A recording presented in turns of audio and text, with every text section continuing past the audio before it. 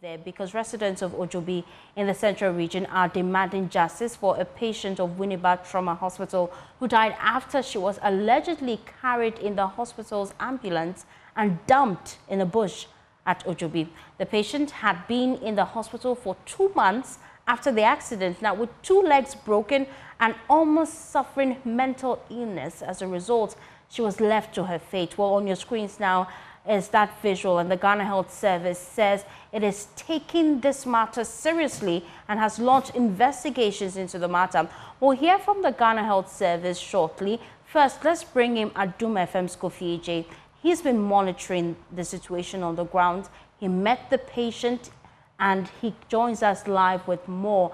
What actually happened? Disturbing visuals we see on the screen. The victim had an accident at Kwabrando, a village near Gomo-Ojobi, on the Senya Breku Akoti Highway. The road was just constructed about 3 months ago. So that is where the incident happened. And the woman was transported by a social welfare worker at Gomo-Ojobi to Gomo-Ojobi Health Center. And they referred the woman from Ojobi Health Center to Winneba Trauma and Specialist Hospital. Before that, the social worker contacted Trauma Hospital and informed them about the situation because the woman, the social worker, they couldn't find her family members. So she informed Trauma Hospital and they told her that they should bring the victim because they have some package for vulnerable people. So the hospital admitted the woman for some time and treated her because she was suffering from fracture due to the accident. So the victim was discharged on the 3rd of June. 3rd of June, just this month. And before discharge, they're supposed to transfer the victim to Ankafo Hospital because according to the hospital, the woman was having some mental challenges after she came back from unconscious and what she went through. So the woman started disturbing the facilities, trying to destroy things at the ward. So they consulted the social welfare authority in Gomoy and informed them that the woman is misbehaving at the facility. So she has to be transferred to Ankafo since Trauma Hospital doesn't have the facility or doesn't have a psychiatric department that can contain the woman. But when social welfare authorities contacted Ankafo, according to them, they are saying that Ankafo people were demanded 9,000 Ghana cedis before they can admit the patient at Ankafo Hospital. So that is where the miscommunication started. So because of the facility can't contain the woman at the hospital, they decided to release her to social welfare. And social welfare people were also saying that you don't have that 9,000 Ghana to be paid to Ankafo Hospital. So according to hospital, they asked the vet, and she told them that he's from Ojobi. So if social welfare are not able to come for you, then we have to send you back to where they transported you from. So the facility tries to mobilize ambulance and send the victim back to Ojobi community, and they leave her, including a wheelchair. So when I went there, I saw the woman in the bush. There's a road there. There's a rough road around Ojobi Township. So they deposited the woman there, and I saw a wheelchair, and the woman was having some clothes covering her. And when I saw her, I saw that she was shivering, like, I was in her. She was shivering. So the chief of Gomo-Ojobi called me, and so when I went, I saw the woman with that suffering from that kind of trauma. So that is where the whole incident happened. So the hospital were, I think, according to the hospital, they were doing their corporate social responsibilities.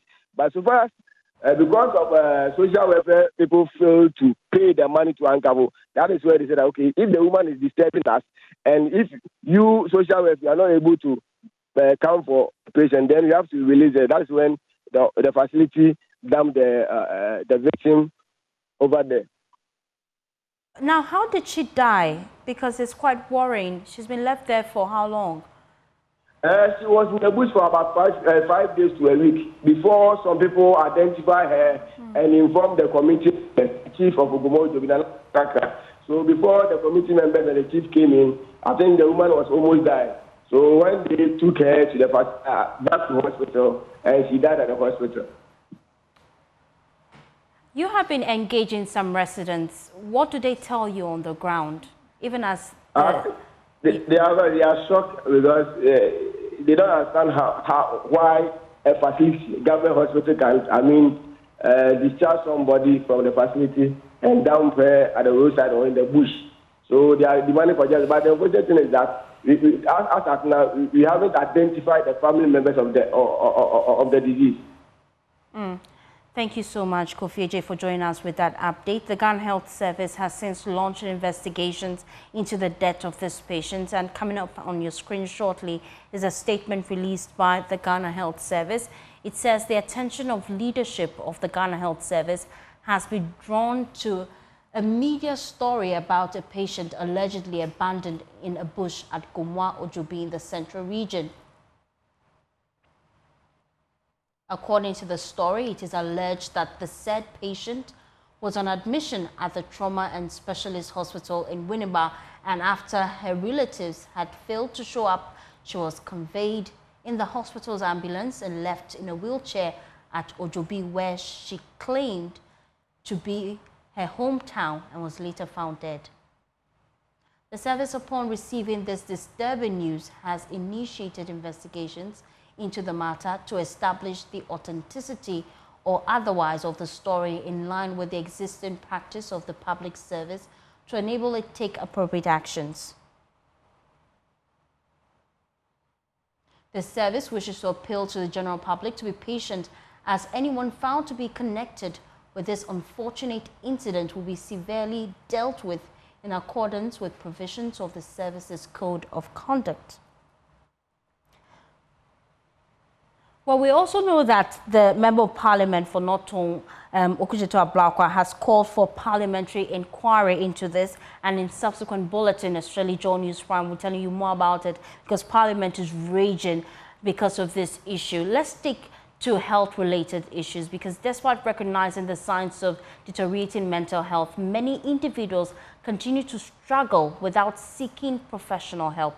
Now, this reluctance can stem from stigma, fear, or lack of access to resources, leading to prolonged suffering and symptoms of patients staying longer than needed. While mental health experts say reluctance to seek professional help is prevalent in men, Dr. Vincent Ijapon, professor and head of the Department of Psychiatry at Dalhousie University, says there is a need to create specialized groups to help men battling with mental health issues to freely express themselves and receive the needed aid. He spoke on Newsdesk.